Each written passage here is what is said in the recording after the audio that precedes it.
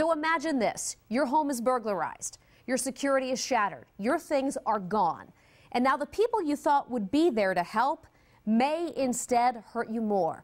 We're talking about insurance companies, the policies, and the ugly little-known effect that being the victim of a burglary has on you, your policy, and your life.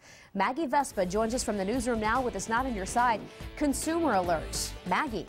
That's right, Jennifer. It's an after effect we rarely hear of. When it comes to your homeowner's insurance policy, being the victim of a random burglary pegs you as way more of a risk than a flood or a fire. And as one Tucson homeowner is finding out the hard way, the effects of that raised risk factor are complicated, costly, and possibly permanent. You've seen him on air with us before. His home burglarized 10 times since August. Police, having already arrested one person, are still on the lookout for other pilfering punks. And if all of this isn't bad enough, Eastside homeowner Bob Davis is finding himself in a whole different kind of quandary, this one with his insurance company.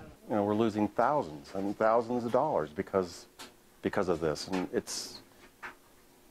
I guess it's the industry, I believe. An industry that, if Davis were to file claims for all the stolen goods, could raise his rates through the roof or drop him altogether, making him very unappealing to other providers. It's so frustrating. I don't know what to say. Tucson attorney Scott Baker has seen it before. I don't know that they believe in luck. They believe in odds. According to Arizona state law, there are 7 reasons an insurance company can drop you like a hot potato. Some are pretty black and white, neglecting to pay your premium or displaying gross negligence.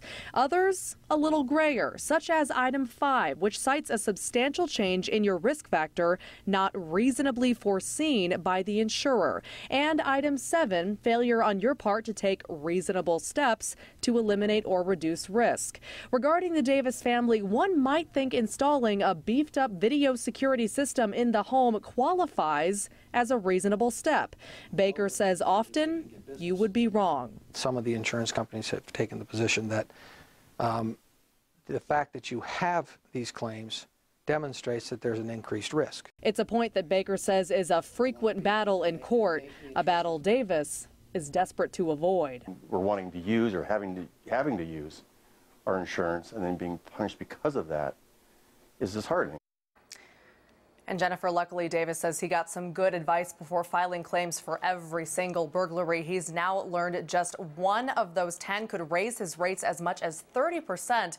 He says he and his family are working now with the company to find the best solution.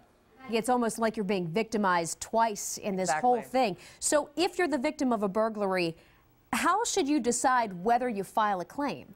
Right. Well, Baker says first, know your deductible. If it's more than what was stolen, it's probably not even worth it. And second, he says you can always call and ask your provider, what impact would this claim have on my policy? He says it's called an inquiry. But Baker says be very clear when you call that you are not filing a claim. Maggie, good advice. Thank you so much.